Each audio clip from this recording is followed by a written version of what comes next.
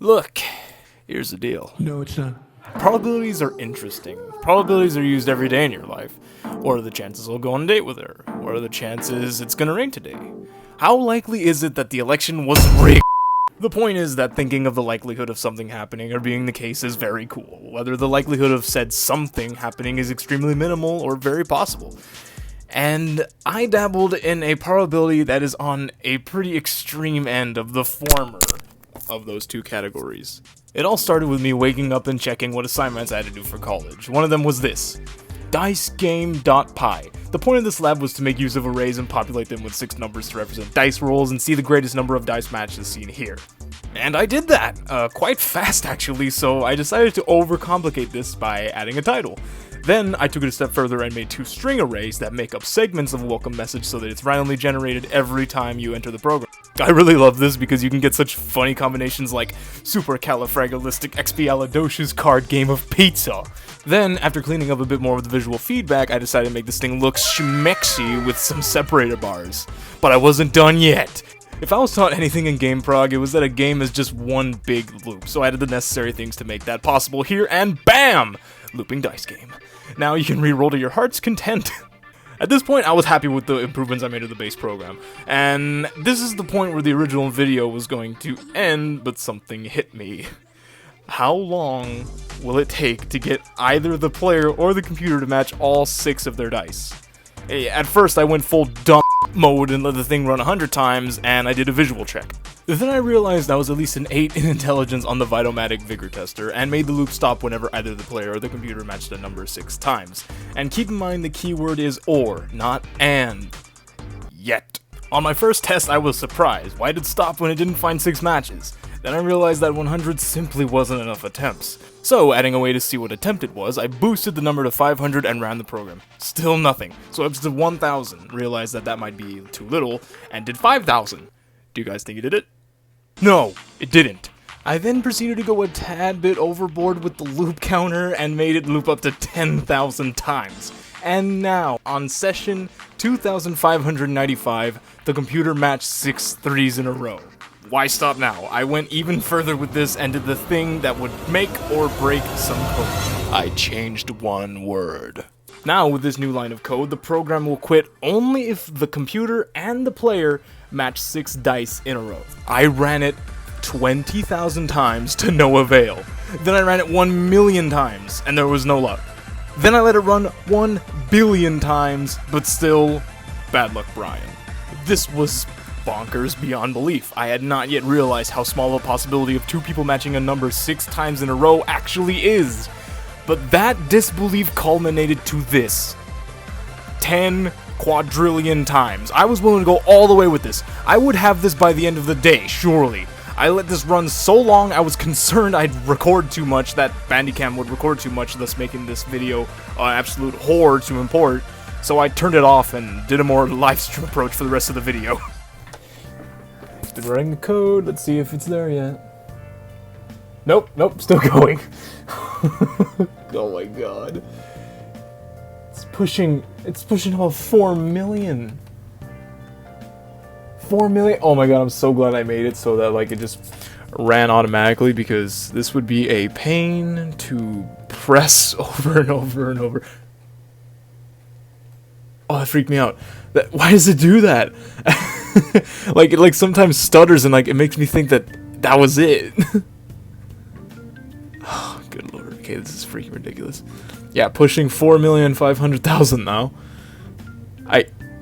Oh man, this is nuts. I've truly created a monster. And meanwhile, King Slime is like, "Hey, buddy, what's up? Coding again. Every time you step into the Visual Studio, nothing good happens. I figured you learned this by now." It's funny. It's like the names here. It's like rigged, super, califragilisticexpialidocious, card game of luck, chance, pizza time, doom. It looks like this section of the screen here looks like a kid trying to like explain why he was late for dinner. Oh no, it's just stuttering again. Yep, nothing. Yeah. Oh my god. I'm just gonna do something else. Like, I'll come back to it and, like, I don't know. It's been running for for about 20 more minutes than last time. You know, I don't have any children, but I would teach them that in life, that there is such a thing as patience, and I feel like this is a good exercise in it. Oh my god, I can't believe it. Look at that! The epic card game of chance was the one that did it. By the way, this is 17,212,121. That is not the actual number. I had to restart this thing many times because it kept chugging into like bigger numbers and I wanted to go as fast as possible. So whenever it got to a high number, I just stopped it and just restarted it. And this was like my 6th or 5th restart, and finally on this attempt, look at that beautiful number. 1721221, the epic card game of chance. The computer, 6 ones. And the player got 6 sixes. A tie, but oh my god, that is magnificent. Okay, let's crunch these numbers real quick.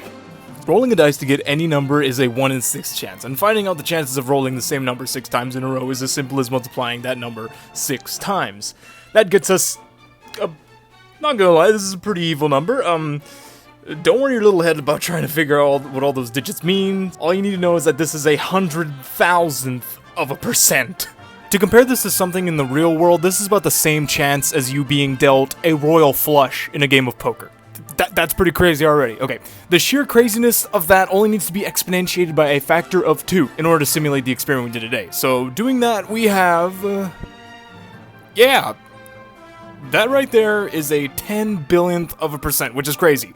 That is not quite the odds of being born, but it's just as rare as that. Being born is about a 1 in a trillion chance, but this is pretty darn close, all things considered. And I'd be a liar if I told you that at one point during this experiment I didn't think of, what if there were 3 people trying to roll a number 6 times in a row with the dice? Again, in order to find that out, you just have to exponentiate this equation by the number of people to get this monstrosity of a thing. That is a 1 in a quadrillionth chance of that happening.